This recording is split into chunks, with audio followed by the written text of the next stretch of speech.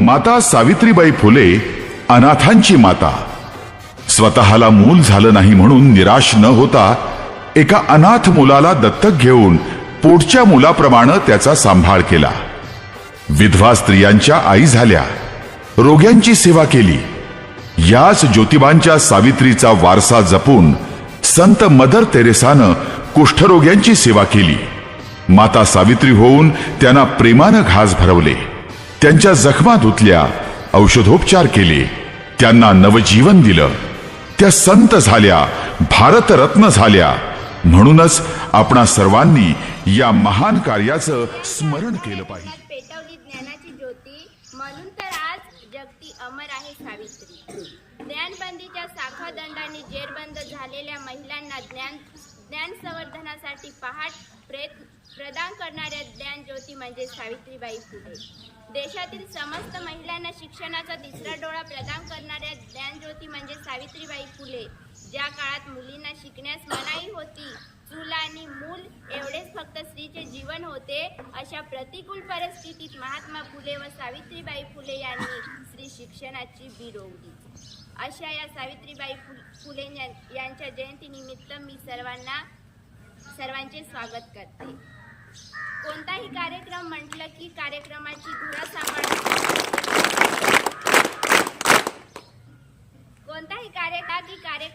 धुरा सांभाळण्यासाठी अध्यक्षांची गरज असते. नाजूक पाकळ्या किती सुंदर असतात, रंगीत कळ्या रोजच उमलत असतात. नजरेत भरणारी सर्वच असतात, पण हृदयात राहणारी तुमच्यासारखी माणसं कमीच असतात.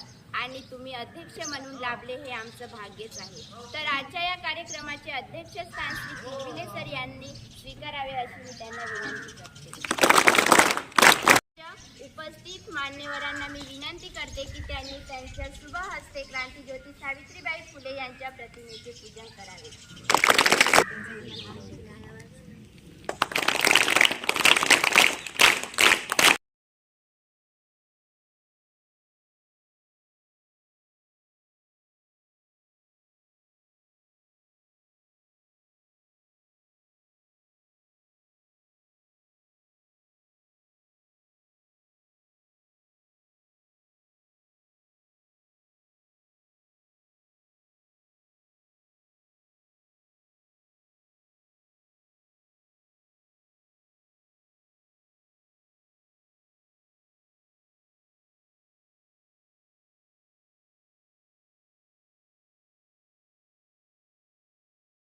ती अशी स्त्री होती जी सन्मानाच्या भीतीने कधी डगमगली नाही. ती लढत होती, ती जगत होती. ती लढत होती, ती जगत होती. जगण्यासोबत जगवत होती, जगण्यासोबत जगवत होती. लाखो हजारो स्त्रियांचं भविष्य घडवत होती. ती आशा होती, ती भाषा होती. ती आशा होती, ती भाषा होती. ती नवपर्वाची दिशा होती. ती स्त्रीचा सन्मान होती, होय ती सावित्रीच होती. ती स्त्रीचा सन्मान होती, होय ती सावित्रीच होती. आजच्या कार्यक्रमाचे प्रास्ताविक चव्हाण सर यांनी करावे अशी मी त्यांना विनंती. सावित्रीबाई फुले यांची जयंती हा दिवस बालिका दिन आणि स्त्री मुक्ती दिन म्हणून साजरा करतो.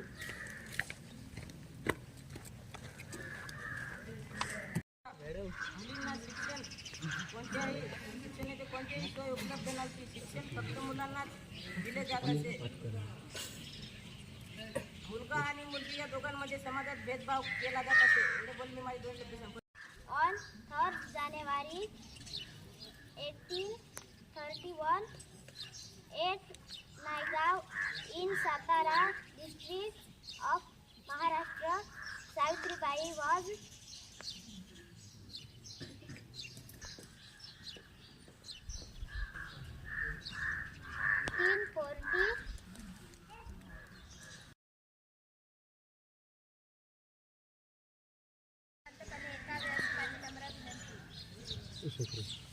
क्रांतीज्योती सावित्रीबाई फुले यांचा जन्म खंडोजी नावाचे पाटलांची कन्या 9व्या वर्षी यांचं लग्न झालं. म्हणून तर आज जगती अमर आहे सावित्री, अमर आहे सावित्री. महाशय, पूजन गुरुजन, गुरुजीन वर्ग आणि इथे उपस्थित माझे मित्र मैत्रिणींनो, सर्वांना माझा नमस्कार. आज मी आपल्या समोर क्रांती ज्योती सावित्रीबाई फुले यांची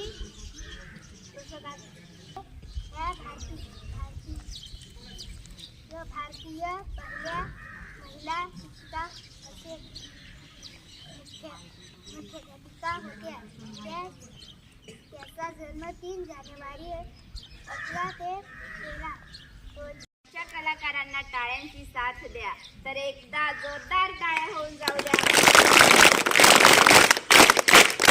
आमचा विद्यार्थी तुकाराम चौधरी. सावित्रीबाई फुले या महान समाजसुधारिका व पहिल्या शिक्षिका आणि कवयित्री होत्या.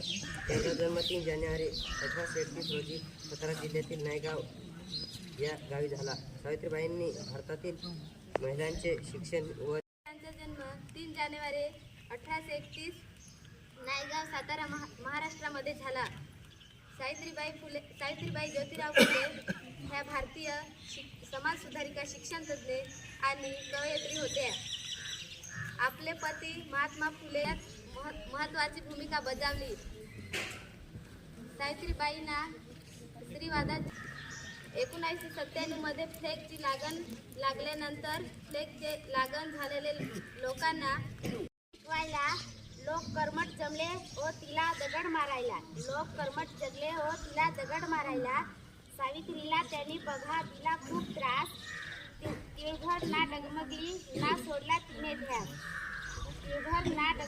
ना सोडला तिने ध्यास. ध्यास स्त्री शिक्षणाचा या सावित्रीने घेतला. ज्ञान देऊन ही स्त्रियांना रस्ता मानाचा दाखविला. बालविवाह, सती, केशवपणा, क्रूर प्रथा उघडून टाकल्या. पहा ज्योती संघ सावित्रीने खूप यातना व सोसल्या. त्या सावित्री मात्यास माझा मानाचा मुजरा. खुशीत बसली असती का सरकारी हुद्द्यावर? खुशीत बसली असती का? फुले सावित्री नसती तर मुलगी शिकाली असती का? मुलगी घराबाहेर पडली तर बापच घडायचा. मुलगी शाळेत गेली तर तेव्हा धर्म बुडायचा. मुलगी घराबाहेर पडली तर बापच घडायचा. मुलगी शाळेत गेली तर तेव्हा धर्म बुडायचा. फक्त चुलानी मुलं हे विसरली असती का?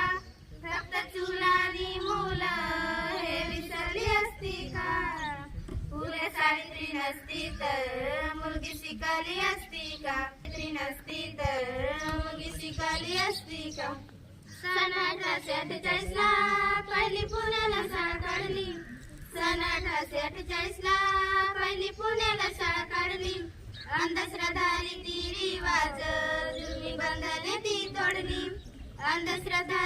रिवाज जुलमी बंधने ती तोडली.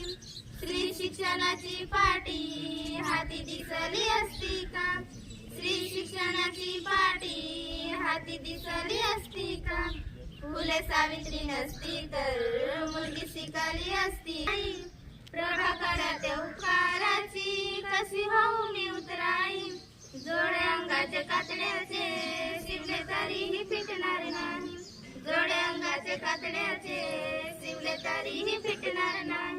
खरी विद्येची देवता आपणा कळाली असती का?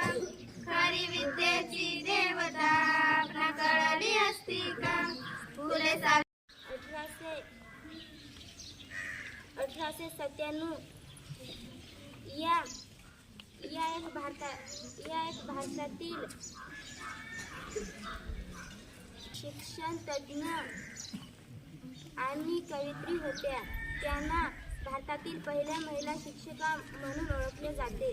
पती महात्मा ज्योतिराव फुले यांच्यासोबत त्यांनी भारतातील महिलांचे अधिकार सुधारण्यात महत्त्वाची भूमिका बजावली. संकटांना न खचलेली ज्ञानाची आई सावित्रीबाई. त्यांनी विद्येचे महत्त्व 5 ओळीमध्ये सांगितलेलं आहे. विद्येविना मती गेली, विद्येविना मती गेली, मतीविना नीती गेली, नीतीविना गती गेली, गतीविना वित्त गेले, वित्तविना क्षुद्र खचले, एवढे अनर्थ एका अविद्येने केले. या ओळींमध्ये एक विद्येचा अर्थ म्हणजे विद्या किती महत्वाची आहे याचं पूर्ण हे साम्य त्याच्यात लपलेलं आहे. याच्या समोर आठवीच्या विद्यार्थीने आपल्या समोर एक सुंदर असं अप्रतिम असं नाटक सादर करत आहे.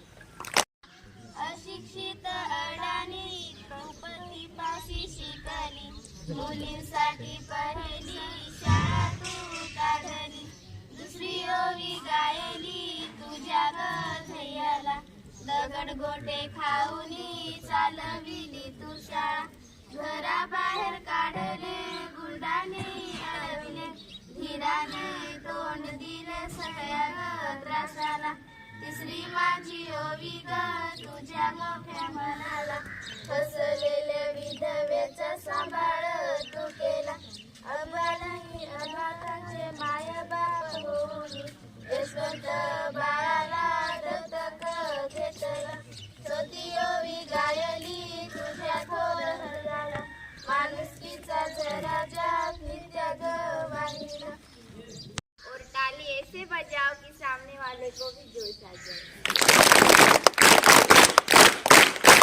यानंतर 10वीचा विद्यार्थी महेंद्र मोरे याने आपले मनोगत व्यक्त करावे.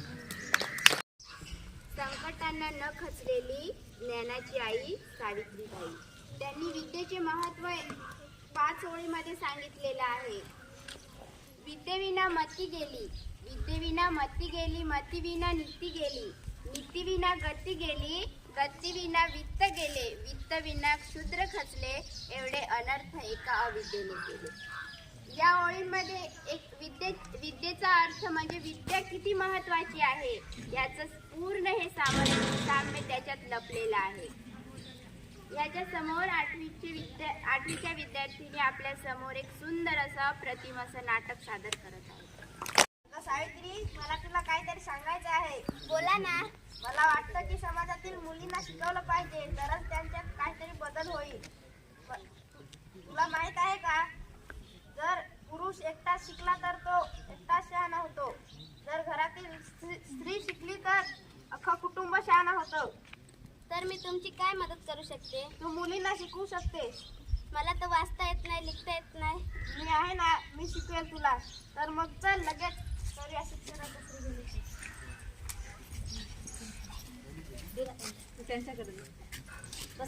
कंजूसांना टाळ्या पण वाजवत जा. हे बघा, ज्योतिबा फुले अशा प्रकारे सावित्रीबाईंची इच्छा असताना की त्यांना समाजातील मुलींसाठी काहीतरी करायचं आहे, यासाठी त्यांनी ज्योतिबांचा आधार घेऊन त्या साक्षर होण्याचा प्रयत्न करत आहेत आपल्या समोर.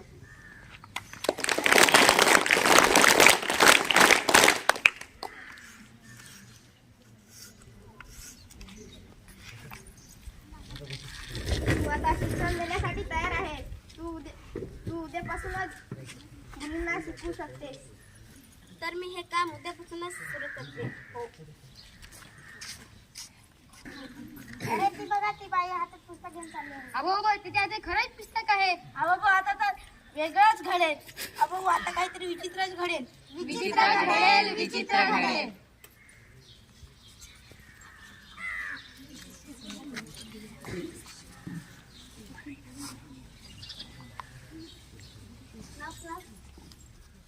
कोण तुम्ही?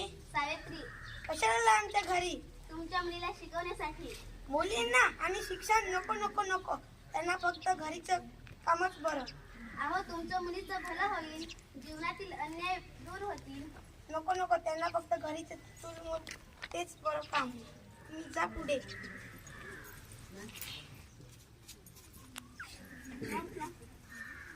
अहो तुम्ही कोण? आमच्या घरी कशाला आल्या? सावित्रीबाई, आमच्या घरी काय काम तुम्ही केलं? मुलींना शिकवण्यासाठी आली. मुलीला शिक्षण नको नको नको, त्यांना घरीच बरं चूल बिल आणि घरातलीच कामं करावी. अहो, तुमच्या मुलीचं भलं होईल, त्या जीवनाचे अन्याय दूर होतील. नको नको, त्याला शिक्षणही नको. अहो, आपल्याकडे कोण आले? अगं ते थांब मी बघतो. मुलीला शिक्षण नको. अगं तुम्ही जा पुढे.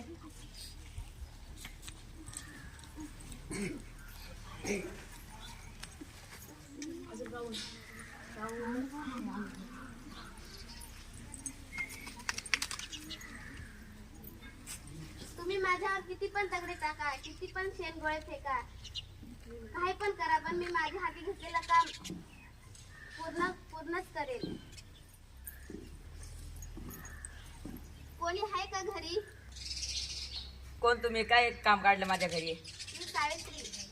मला माहित आहे तुम्ही सावित्री, पण माझ्या घरी काय काम तुमचं? मी मुलींना शिकवण्यासाठी आली. मुलीला शिकून काय होईल? त्यांचं भलं होईल, त्यांचं जीवनाची अन्याय दूर होतील. अगं ऐकलंस का? काय? ही बाई काय म्हणते? मुली शिकली तर त्यांच्या आयुष्याचे भलं होईल, भविष्य त्यांचं वाचेल. जर आपली अनन्या शिकली तर चांगलंच होईल ना. बाया बाया बाया, आपली मुली शिकेल? नको नको, शिक्षण नकोच. आपल्या 7 पिढ्यांमध्ये कोणतीच मुलगी शिकली नाही, मग आपल्या मुलीला काय शिकवायचं? नको. हा समाज आपल्याला काय म्हणेल? आपल्या नातेवाईकडे तोंड दाखवायला पण जागा राहणार नाही. त्यापेक्षा शिक्षण नको. एकदा पाठवून तरी बघ. बरं, तुम्ही सांगता तर ठीक आहे. अनन्या, इकडे ये. काय गाई? ही बाई सांगे तुला आता रोज शाळेत जायचं आहे. हो गाई. आणि ते जे बोलेल ते तुला करायचं आहे. हो गाई. जा मग.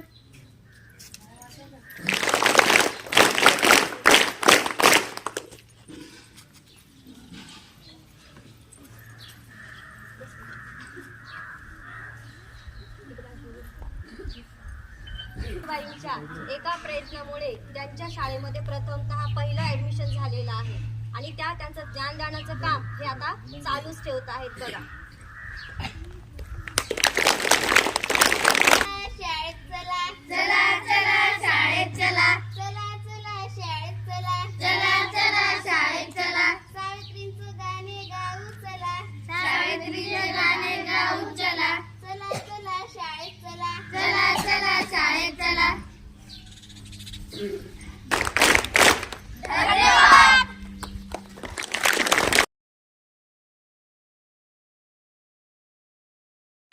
जिचे तुझ्यावर उपकार आहेत. ठेवून आदर्श तिचा समोर पेटव क्रांतीची मशाल तू. ठेवून आदर्श तिचा समोर पेटव क्रांतीची मशाल तू. सारून बाजूला चुलीतला जगना कर आता रणसंग्राम तू. जिजा रमा आणि सावित्री ज्यांच्याशी बांधून घेणार, जिजा रमा आणि सावित्री यांच्याशी बांधून घेणार, ज्यांच्या विचार शक्तीपीठाने उभा होऊ दे नवा काळ, उभा होऊ दे नवा काळ. दिसली सुंदर पहाट ही पूर्वसंध्याने सोसले अपार कष्ट आहे. समाजाने इथल्या तुझ्यावर फोडले दुःखाचे खापर आहे. आहेत तुझे ते अधिकार त्यांना अबाधित राख तू. आहेत तुझेच ते अधिकार त्यांना अबाधित राख तू. येतील तुझवर धावून जे कर त्यांना बेचिराग तू. येतील तुझवर धावून ते कर त्यांना बेचिराग तू. धन्यवाद. ह्या कवितेचे कवी आहेत योगेश रघुनाथ वाघ. इथे बसलेले सर्व विद्यार्थिनी आणि विद्यार्थी यांचं आज आपण या ठिकाणी 3 जानेवारी हा दिवस सावित्रीबाई फुले जयंती म्हणून साजरा करत असतो आणि त्याच प्रकारे बालिका दिन हा सुद्धा साजरा करत असतो जयंतीनिमित्त पूर्ण महाराष्ट्रभरामध्ये. आपण प्रत्येक विद्यार्थ्यांनी थोडी थोडी माहिती जवळजवळ दिलेलीच आहे. 3 जानेवारी 1831 मध्ये सावित्रीबाई फुले यांचा जन्म सातारा जिल्ह्यातील नायगाव ह्या ठिकाणी झाला. त्यांचे वडिलांचे नाव होतं खंडोजी नवसे पाटील. त्यांचे वडील कार्यक्रमाचे अध्यक्ष आपले सगळ्यांचे लाडके श्री पिंपले सर आणि इथं जमलेले शिक्षक वर्ग, शिक्षिका आणि विद्यार्थी मित्रांनो, अधीक्षिका मॅडम, आज 3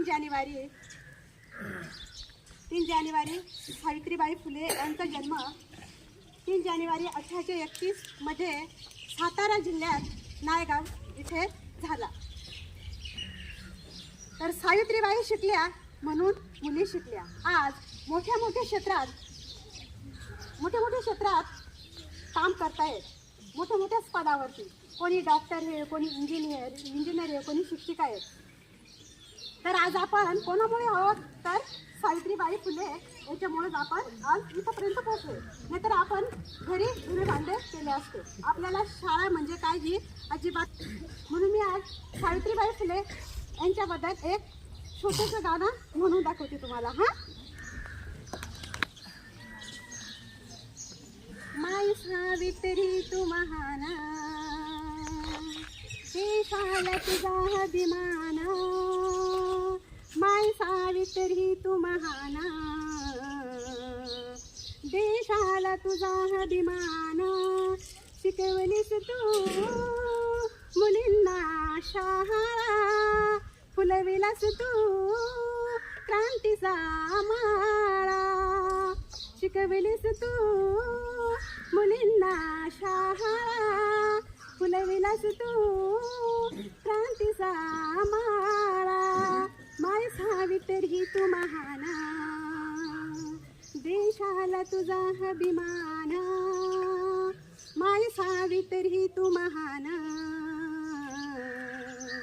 देशाला तुझा अभिमान. स्त्रियांना कधीच नव्हता शिक्षणाचा अधिकार. स्त्रियांना कधीच नव्हता शिक्षणाचा अधिकार. चूल आणि मूल फक्त त्यांचे आयुष्याचे सार. चूल आणि मूल फक्त त्यांचे आयुष्याचे सार. माय सावित्री तू महान, देशाला तुझा अभिमान. माय सावित्री तू महान, देशाला तुझा अभिमान. ज्योतिबांनी काढली पहिली ही मुलींची शाळा. काही कर्मठ लोकान संगे त्यांनी कडवा संघर्ष केला. काही कर्मठ लोकान संगे त्यांनी कडवा संघर्ष केला. ध्येय ठेवून झालीस तू पहिली स्त्री शिक्षिका. समाजाचा शेळ सोसून उंचावली पताका. समाजाचा शेळ सोसून उंचावली पताका. माय सावित्री तू महान, देशाला तुझा हदा. माय सावित्री तू महान, देशाला तुझा अभिमान. साऱ्या आयुष्य दिलं तू गरिबांच्यासाठी. सारं आयुष्य दिलं तू महिलांच्या शिक्षणासाठी. सारं आयुष्य दिलं तू गरिबांच्या शिक्षणासाठी. माय सावित्री तू महान, देशाला तुझा अभिमान. माय सावित्री तू महान, देशाला तुझा अभिमान. अशा प्रकारे 8वीच्या विद्यार्थिनींनी उत्तम अशी अप्रतिम अशी नाटिका सादर केली. हे करण्यास हवे असते संभाषण, आधारासाठी हवे असते आश्वासन आणि जीवनाला योग्य दिशा मिळण्यासाठी आवश्यक आहे आपले मार्गदर्शन. म्हणून आजचा कार्यक्रम यशस्वी होण्यासाठी कार्यक्रमाचे नेतृत्व म्हणजे कार्यक्रमाचे अध्यक्ष श्री किलबिले सर यांना मी विनंती करते की त्यांनी आम्हाला अनमोल असे मार्गदर्शन करावे. प्रथम मला असं वाटलं की मी खरोखर एका कॉन्व्हेंट शाळेमध्ये आलेलो आहे. एखाद्या खेडेपाड्यामध्ये जरी आपली आश्रमशाळा असली तरी जर असे कार्यक्रम झाले प्रत्येक शाळेमध्ये तर 100% ज्या मुलाला शिकण्याची सुद्धा आवड नाहीये, ज्या मुलाला शाळेतून पळून जाऊशी वाटतं, तो मुलगा सुद्धा शाळेचा हात धरल्याशिवाय राहणार नाही, हे या आजच्या कार्यक्रमामधून सिद्ध झालेलं आहे. आणि म्हणून माझा कार्यक्रमांवरती खूप भर असतो की प्रत्येक कार्यक्रम हा याच पद्धतीने साजरा झाला पाहिजे आणि प्रत्येक शिक्षक या ठिकाणी बोलकं झालं पाहिजे. त्यामधूनच सगळेच विद्यार्थी या अशा कार्यक्रमांमधून बोलते होते. आज सगळे शिक्षक आपल्या समोर व्यक्त झाले, त्याचा खूप अभिमान वाटतोय, खूप चांगलं वाटतं. ज्या प्रकारे आज सावित्रीबाई फुले यांच्यावरती, यांच्या जीवनावरती नाटक सादरीकरण झालं आणि त्या नाटकामधून आपल्याला जी प्रेरणा मिळालेली आहे ती नक्कीच आपल्या आयुष्यासाठी खूप फायदेशीर आहे.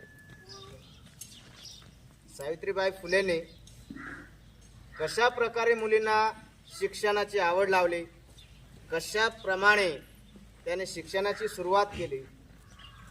फक्त एक मुलगा, एक मुलगी शाळेत आली तरी सावित्रीबाई फुलेने त्या मुलीला शिकवण्यासाठी नकार दिला नाही.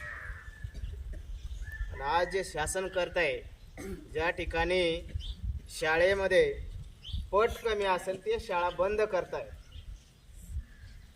परंतु त्या काळामध्ये एक जरी मुलगी शाळेत आली तरी त्या मुलीला ज्ञानदानाचं काम सावित्रीबाई फुलेने केलेलं आहे. आज भाषण नाही तर आज शिक्षण आहे. मॅडमाने त्यांच्या सूत्रसंचालनामध्ये सांगितलं की विद्येविना मती गेली, विद्येविना मती गेली, मतीविना गती गेली, गतीविना नीती गेली, नीतीविना वित्त गेले, वित्तविना शूद्र खचले. एवढं अनर्थ एका अविद्येने केलं. म्हणजे काय? विद्येविना मती गेली म्हणजे काय? मती म्हणजे काय रे? मती म्हणजे बुद्धी. अरे इतकं मतिमंद आहे का तू, असे आपण समोरच्याला सांगतो त्याने जर काय चुकीचं केलं तर. म्हणजे काय? तर तुमच्या शिक्षणाशिवाय तुम्ही बुद्धिवान होऊ शकत नाही, शिक्षणाशिवाय बुद्धिवान होऊ शकत नाही. आणि शिक्षणाशिवाय विद्येविना मती गेली, मतीविना नीती गेली, आणि शिक्षणाशिवाय नीती, नीती म्हणजे आपला स्वभाव, आपलं विद्येविना मती गेली, मतीविना नीती गेली. जर विद्या नसेल तर तुम्हाला बुद्धी येणार नाही, आणि बुद्धी नसेल तर तुम्हाला तुमची नीती येणार नाही, आणि नीती नसेल तर तुम्हाला गतीच प्राप्त होणार नाही. गती म्हणजे वेग. ज्या पद्धतीने, ज्या वेगाने तुम्ही तुमचा विकास करणार ते तुम्हाला साध्य होणार नाही. आणि तुमचा विकासच नसेल, तुमचा विकासच नसेल तर तुम्हाला वित्त कुठून मिळणार आहे? वित्त म्हणजे पैसा, वित्त म्हणजे पैसा. तुम्हाला पैसाच कुठून मिळणार आहे? जर तुमचा विकासच नसेल, गतीच नसेल तुमच्यामध्ये विकासाची, तुम्हाला पैसा मिळणार नाही. आणि एवढं सगळं कोणी केलं? एका अविद्येने केलं. म्हणजे ज्या अशिक्षित होत्या, ज्यांना शिक्षण म्हणजे काहीच माहित नाही, अशा व्यक्ती म्हणजे सावित्रीबाई फुले. त्यांना शिक्षण म्हणजे काय हे माहित नाही. सावित्रीबाईंना कोणी शिकवलं? आताच आपण नाटकाद्वारे बघितलं. त्यांचे पती महात्मा ज्योतिराव फुले यांनी शिक्षण दिलं. म्हणजे एका अविद्येने केलं. म्हणजे काय? ज्या अशिक्षित होत्या, ज्यांना काहीच माहित नव्हतं शिक्षणाचं, त्यांना शिकवलं, आणि म्हणून त्यांना अविद्या असं म्हटलेलं. त्यांना शिकवलं आणि नंतर मग त्यांना प्रगती करायला सांगितले. नंतर त्यांनी मुलींना शिकवायला लावलं. कारण का? कारण एखादी स्त्री जर नसेल शिकलेली, एखादी स्त्री जर शिकलेली नसेल तर कोणती स्त्री शिकणार नाही.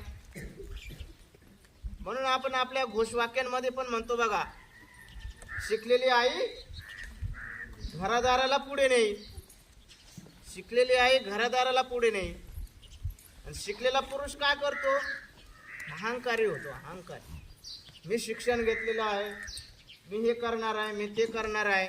स्पर्धेमध्ये उतरतो, याला मागे टाक, त्याला मागे टाक, सगळ्यांनाच मागे टाकून तो पुढे जायला लागतो. परंतु स्त्री तशी नसते.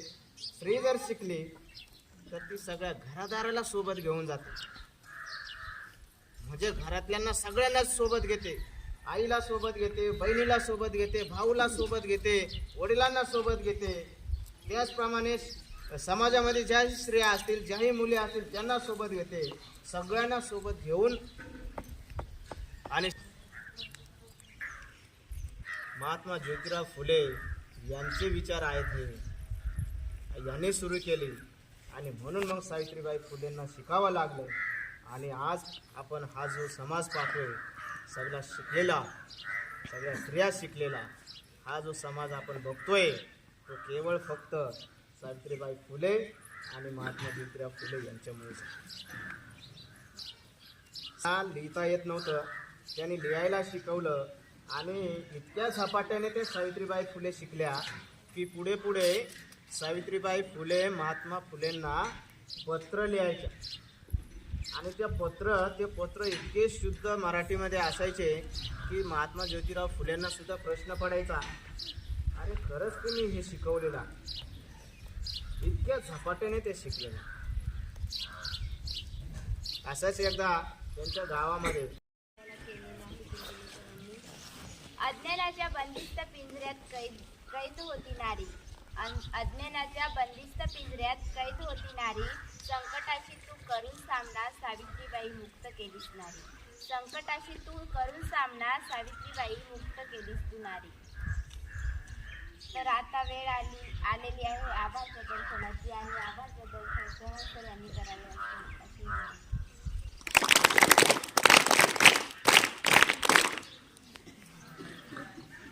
Good morning.